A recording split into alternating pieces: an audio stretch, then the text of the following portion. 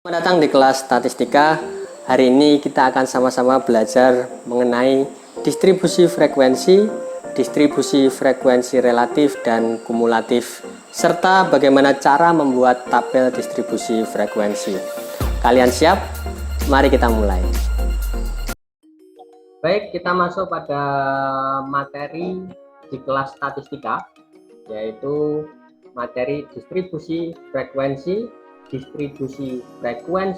relatif, dan distribusi frekuensi kumulatif. Oke, 3 hal. Apa saja yang akan kita pelajari? 1. Mengenai pengertian. Itu ada nanti akan dijelaskan pengertian dari distribusi, frekuensi, relatif, kumulatif, dan distribusi frekuensi. Kemudian nanti kalian akan mempelajari istilah-istilah dalam distribusi frekuensi. Beberapa diantaranya adalah kelas, interval, titik tengah, kemudian nanti banyaknya dan lain sebagainya. Dan yang ketiga ada jenis distribusi frekuensi. Jadi distribusi frekuensi terbagi menjadi 2 jenisnya, yaitu distribusi frekuensi relatif dan distribusi frekuensi kumulatif. Yang membedakan hanya kata di belakangnya, yaitu relatif dan kumulatif. Dan yang terakhir kalian akan mempelajari tentang cara penyusunan distribusi frekuensi. Ini merupakan bagian dari statistika. Di awal-awal kemarin saya sudah membagikan video mengenai statistika, kemudian statistika deskriptif, inferensial. Kalian bisa cek dulu. Oke, selanjutnya ini saya carikan dari Kamus Umum, Kamus Besar Bahasa Indonesia. Distribusi ya, supaya jelas. Distribusi adalah penyaluran. Kata utamanya itu. Distribusi adalah penyaluran. Frekuensi itu adalah kekerapan.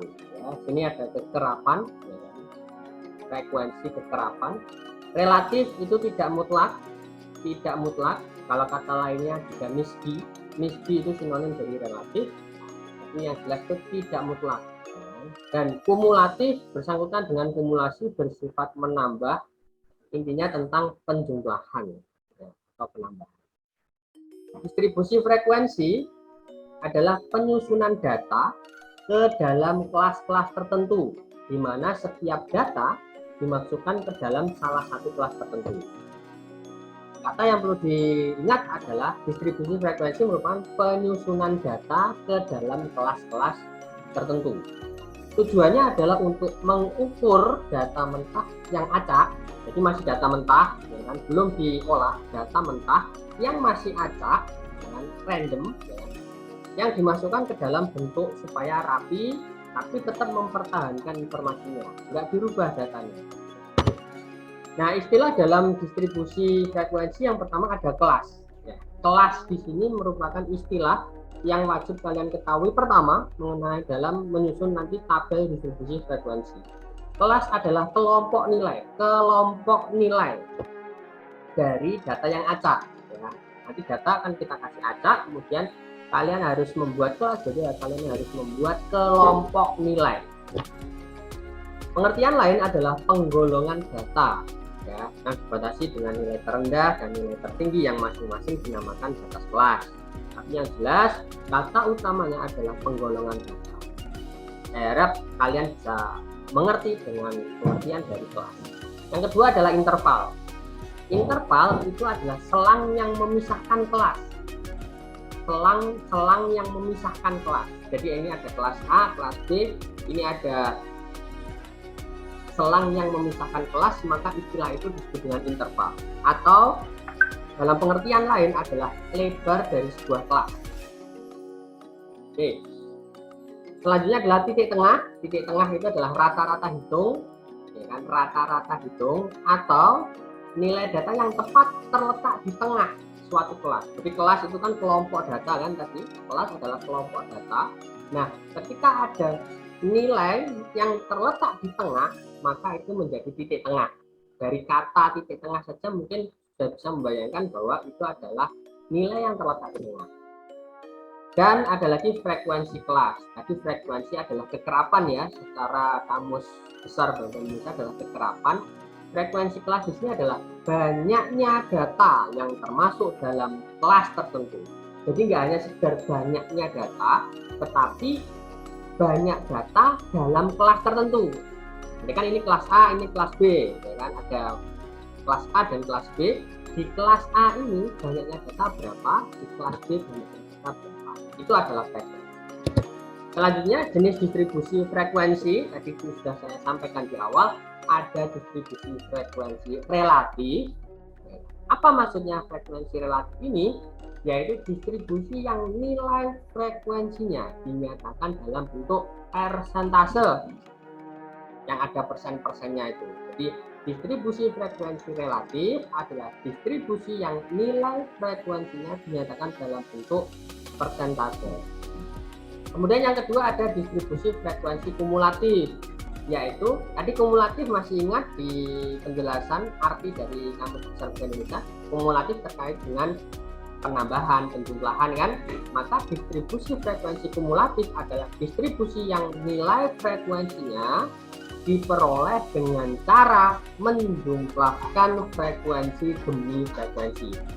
Frekuensi 1, frekuensi 2, frekuensi 3 nanti dijumlahkan, maka kalian akan mendapatkan distribusi frekuensi kumulatif. Nah, untuk frekuensi kumulatif sendiri terbagi menjadi dua, yaitu distribusi frekuensi kumulatif kurang dari dan distribusi frekuensi kumulatif lebih dari. Oke, kita lanjut. Cara penyusunan distribusi frekuensi. Jadi ini yang caranya ada 8 ya, tapi nanti bisa lebih banyak lagi. Yang jelas itu sudah saya berikan tanda kuning agar itu lebih mudah untuk diingat. Yang pertama yaitu urutkan data. Jadi data yang akan diberikan itu kan acak nanti kan, random, ya kan? Macam-macam, ada yang kecil besar, yang setengah kecil setengah besar gitu misalkan. Nah itu diurutkan dulu, urutkan data dari yang terkecil hingga terbesar. Misalkan ada 5 data ya, 5 data itu misalkan 1, 2, 3, 4, 5 angkanya ya, datanya itu adalah 1, 2, 3, 4, 5. Nah data ini akan teracak, misalkan yang tertulis pertama adalah 4, 5, 3, 1, 2 gitu kan, itu acak, data yang diberikan acak. Nah langkah pertama adalah mengurutkannya dari yang terkecil, yaitu 1, 2, 3, 4, 5. Kemudian yang kedua, tentukan range, jangkauan. Apa itu range? Range itu adalah selisih antara nilai terbesar dengan nilai terkecil. Nah, untuk mencari range ini gunakan rumus R. R ini adalah maksudnya adalah range sama dengan nilai maksimal terbesarnya dikurangi nilai terkecil. Itu range. Lanjut yang ketiga, tentukan banyak kelas. Banyak kelas dapat ditentukan menggunakan rumus K sama dengan 1 plus 3,3 kali log N. N ini adalah banyaknya kelas. N ini adalah banyak data. K itu adalah banyak kelas. Jadi banyak kelas disimbolkan dengan K, N adalah banyaknya data. Yang keempat, tentukan interval kelas. Bagaimana cara menentukan interval kelas? Itu cukup gunakan rumus I sama dengan R. R tadi adalah range dibagi dengan K. K adalah banyaknya kelas. Yang kelima, tentukan batas kelas. Untuk menentukan batas kelas itu nanti perlu rumus yang cukup 1, 2, 2 ya kan, yaitu TBK, TAK, dan TIK, ya kan? Terutamanya di TBK dan TAK. Apa sih kepanjangan TBK?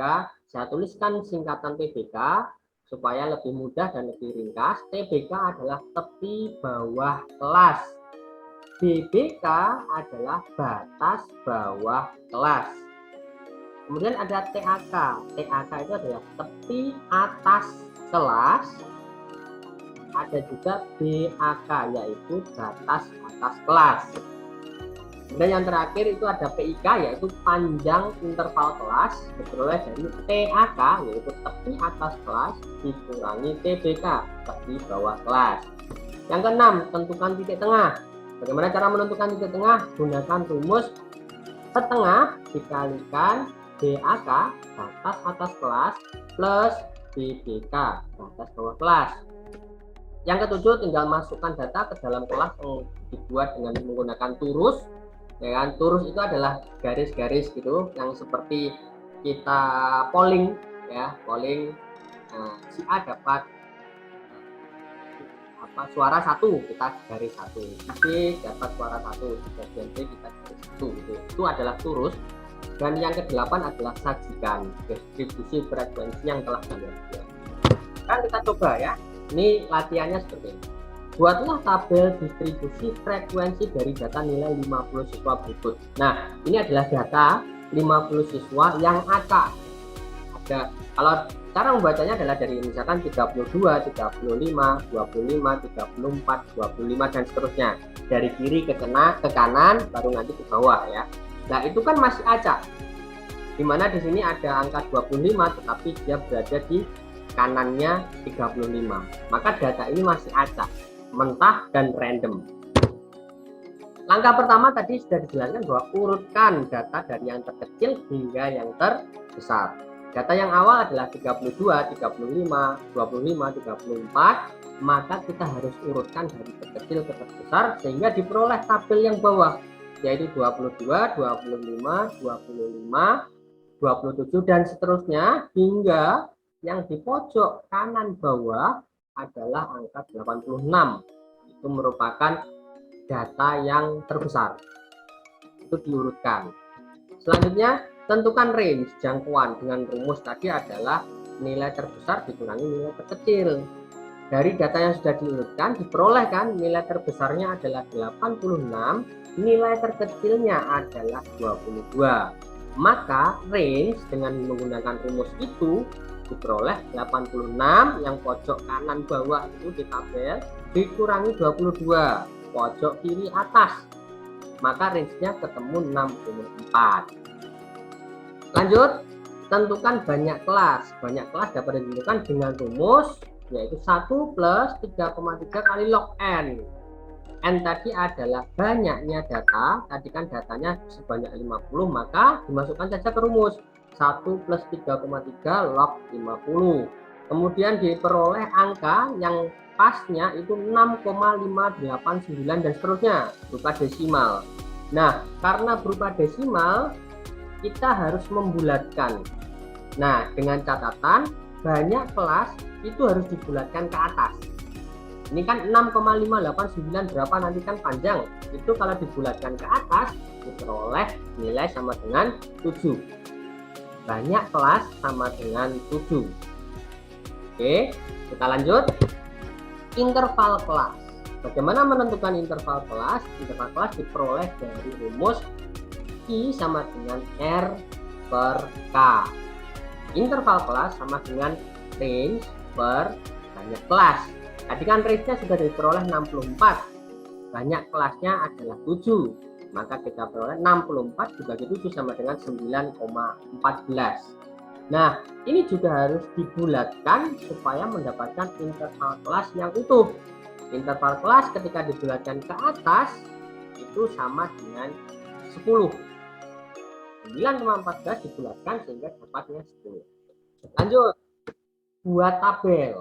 Ya, jadi tabelnya yang awal buat seperti itu. Jadi kelas, kemudian ada tabel kolomnya kelas, tabel kolomnya BBK dan minus BAK, tabel kolom F. F ini adalah frekuensi. Kelasnya 1. Mengapa banyak kelas ada 7? Karena sesuai perhitungan sebelumnya bahwa banyak kelas sama dengan 7.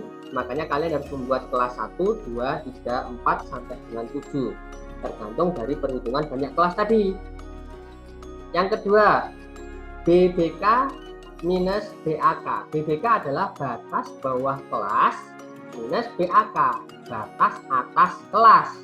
Nah, sekarang mengapa batas bawah kelasnya, batas bawah kelas ke-1 adalah 22? Sebenarnya memang tidak ada aturan baku untuk menentukan batas bawah kelas ke-1.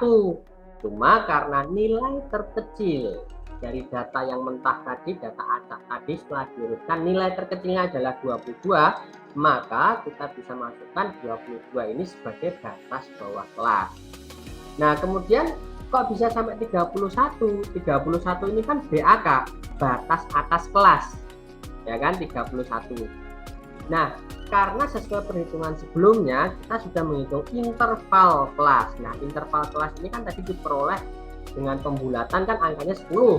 Maka kita hitung dari batas bawah kelas tadi 22 kan, 22, kemudian 23, 24, 25, 26, 27, 28, 29, 30, 31.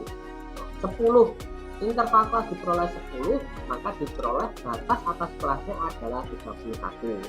Jadi bukan berarti 22 ditambah 10 ya. Kalau 22 ditambah 10 nanti hasilnya 32.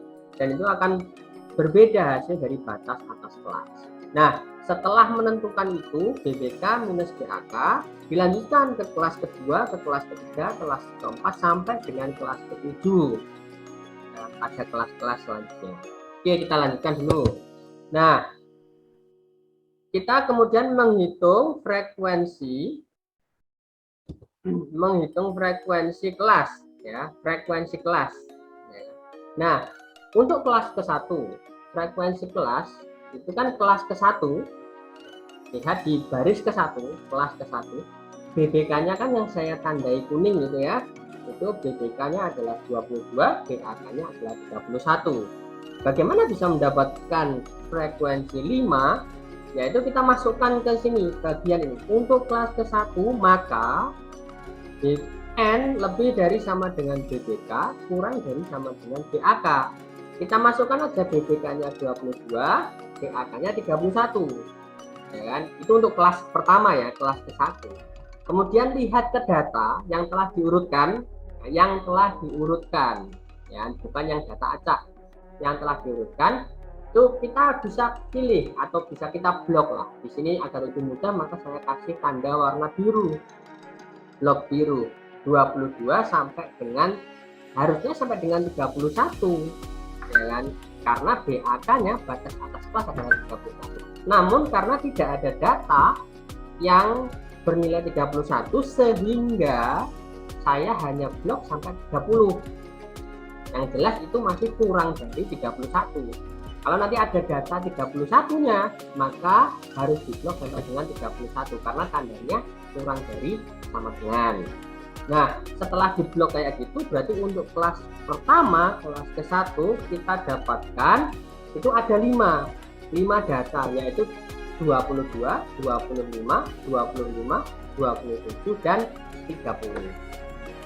Nah, jadi F-nya ketemu 5. Diperoleh frekuensi kelas pertama adalah 5. Nah, masukkan angka 5 itu ke dalam kolom F pada baris kelas pertama, kelas 1 saja. Nah, kemudian dilanjutkan, kita cari di kelas 2, kelas 3, kelas keempat, dan seterusnya, sampai kelas terakhir berapa nilai F-nya. Kita lanjutkan dulu. Nah, setelah dilanjutkan, maka kalian akan menemukan dengan rumus tadi, N lebih dari sama dengan BBK, kurang dari sama dengan BAK, maka nanti F frekuensi kelas pertama itu yang saya biru tuh dari 22 sampai 30. Banyaknya ada berapa? Ada 5 data. Maka dituliskan F-nya 5 di kelas 1. Kelas kedua berarti kan BBK-nya dari 32, BAK-nya sampai 41. Di sini saya blok dari 32 sampai 41, saya berikan warna orange supaya lebih membedakan. Nah, kemudian kita hitung ada berapa F-nya, 32, 32, 34, 35, 37, 38, 41, ada 7. Maka frekuensi kelas kedua itu adalah 7. Dan itu akan dilanjutkan di kelas-kelas berikutnya sampai dengan kelas terakhir.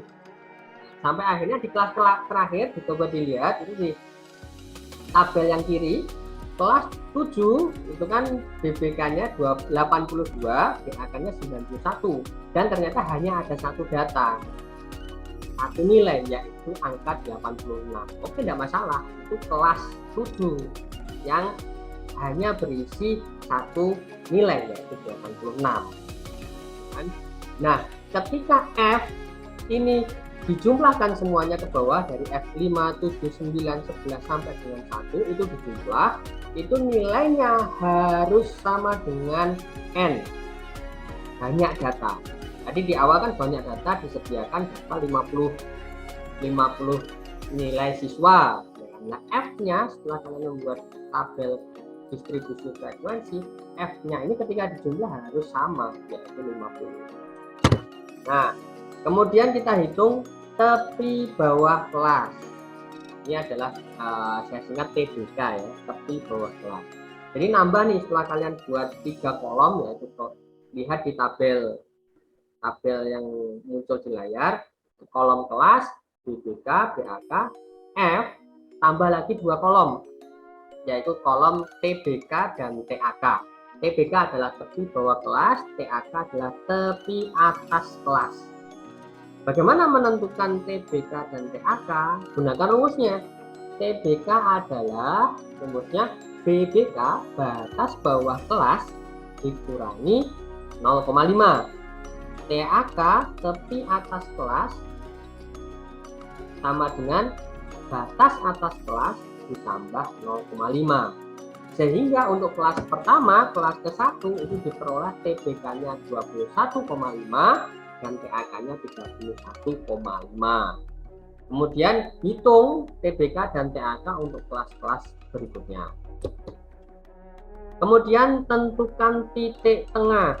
Titik tengah diperoleh dengan menggunakan rumus XI sama dengan setengah dikalikan DAK plus BBK.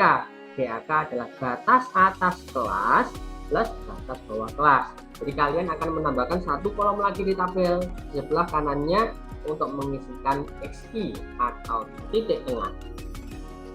Setelah diperoleh untuk kelas, setiap kelas ya. Untuk kelas 1 diperoleh XI-nya adalah 26,5. Nah, itu nanti juga harus dicari untuk kelas kedua sampai dengan kelas terakhir. Sehingga akan diperoleh tabel distribusi frekuensi telah terisi semuanya dari kolom kelas, BBK, BAK, frekuensi, TBK, TAK, dan XI.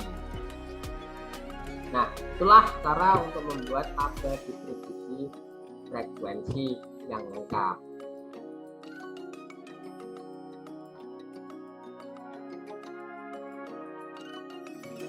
Nah, itu dia materi kita hari ini. Kita telah belajar mengenai distribusi frekuensi relatif, dan frekuensi kumulatif.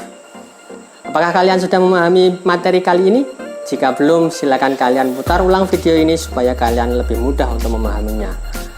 Begitu dulu video kali ini, kita bertemu di video selanjutnya. Semoga video ini bermanfaat dan sampai jumpa.